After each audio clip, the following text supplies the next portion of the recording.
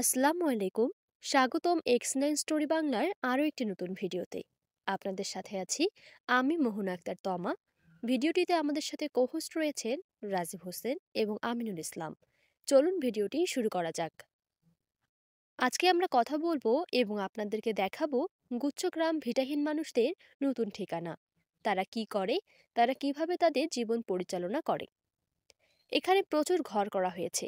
Already এখানে অনেক family থাকে। তারা নতুন নতুন ঘর পেয়ে খুব খুশি। আসেন আপনাদের প্রথম ঘরটা দেখাই। ঘরের ভিতরে আসলাম, এসে প্রথমে একটা রুম দেখলাম, তারপরে দেখলাম পাশে একটি রুম আছে। এখানে আপনার আর এই সাইডে একটা বাথরুম, স্বাভাবিক একটা ফ্ল্যাট বাসার মতোই আর কি।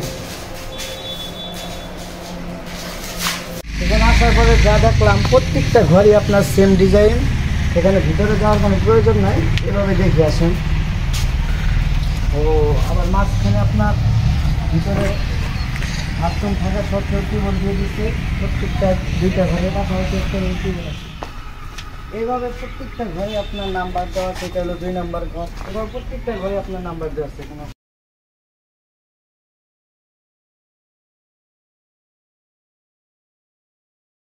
এখানে দেখতেছি আপনার 20 থেকে 30টার মতো ঘর আছে এখানে।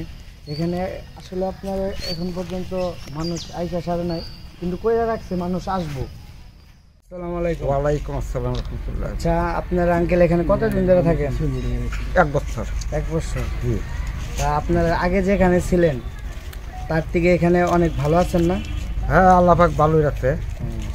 আপনাদের সরকার থেকে কোনো জমি দেওয়া হয়েছে চাষবাস করে খাওয়ার জন্য? ওই যে কিছু দিছে শাকসবজি। হ্যাঁ, বিশেষ করে যে আপনি সরকারের কাছ থেকে কি এখন পর্যন্ত কোনো ভাতা টাতা পান নাকি? সরকারি আশ্রয় কেন্দ্র দেওয়ার পরে কোনো ভাতা টাতা পাইছেন? ভাতার মধ্যে 2 বস্তা চাল পাইছি এটাই। আর হ্যাঁ, আর কোনো মানে আশা দিচ্ছে যে সরকারের পক্ষ থেকে আশা দিছে ভবিষ্যৎ মানে যে পাওয়া যাবে। ভবিষ্যতে যা লাগে আর কি সরকার দেখবে আর কি ইনশাল্লাহ। দেখবো ইনশাল্লাহ। তো এখানে যে আপনারা বসবাস করতেছেন মানে লোক সবাই মিলেমিশে বসবাস করতেছেন? হ্যাঁ, সবাই মিলামিশা। এখানকার কোনো মানে সবার সাথে কোনো ভেদাভেদ নাই? না না না না, সেটাই। আপনি আপনার আগের বাসা কোথায় ছিল? কাজীপাড়া। কাজীপাড়া। এটা কোথায়? কাজীপাড়া যে মোহনপুরে পূবে ঘাটালের ওইদিকে? হ্যাঁ, এই নন পরিষদ দিচ্ছে বিরাহিমপুর আর পশ্চিম। ও আচ্ছা, ঠিক আছে। আর আপনার যদি মানে সরকারের পক্ষ থেকে কোনো আশা থাকে যে না আমাদের ভালোভাবে চলার জন্য সরকারের পক্ষ থেকে এই আশাটুকু আসছে যে এটুকু হলে আমরা মোটামুটি সবাই ভালোভাবে চলতে পারবো, আগে থেকে চলতে পারবো? মনে হয় সরকার আশা মানে সরকার যদি আমাদের অনুদান কিছু করে তাহলে আমরা মোটামুটি চলতে পারবো। যেমন শাকসবজি বীজ চাষা আমরা আবাদ করতেছি, এরকম যদি আমাদের কোনো সাহায্য করে তাহলে ইনশাল্লাহ। আমি শুনেছিলাম সরকার থেকে লোনের ব্যবস্থা করবো, একটা লোন দিব আপনাদের। লোনের ব্যবস্থা করবো, এটা আমাদের একটা কমিটি হয়েছে, এটা সমিতি মানে আচ্ছা, এটা হবে ইনশাল্লাহ। ঠিক আছে।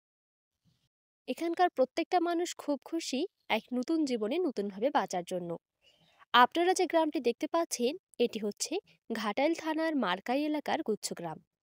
বাংলাদেশের নানান জায়গায় এই গুচ্ছগ্রাম করা হয়েছে ঘরহীন মানুষদের জন্য। এটি একটি সরকারি প্রকল্প। চলুন আমরা দেখার চেষ্টা করি এবং জানার চেষ্টা করি এদের গল্প। ওয়ালাইকুম আসসালাম। আচ্ছা কাকা, আপনি এখানে কতদিন ধরে থাকেন? আমি আছি 5-6 দিন দিয়ে। 5-6 দিন। মানে এটা হয়েছে কতদিন? হয়েছে মেলা দিন ধরে, 2 বছর আগে। 2 বছর আগে। এখানে কতগুলা ঘর আছে? 70-71টা আছে। 70-71টা। খালিও আছে কি? খালি আছে, কিছু খালি আছে, আর গুলা সবগুলো আর কি বুকে নিছে।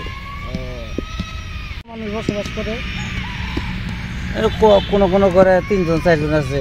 টোটাল হিসাব করলে আপনার 150-200 লোক হবে। হ্যাঁ, 150-200 লোক। আপনি সরকার থেকে কি আপনাদের এই জমিটা চাষ করার জন্য দেওয়া হয়েছে? হ্যাঁ, সরকার থেকে আপনাদের কোনো অনুদান আসে এখানে? আসে, অনুদান আসে। হ্যাঁ।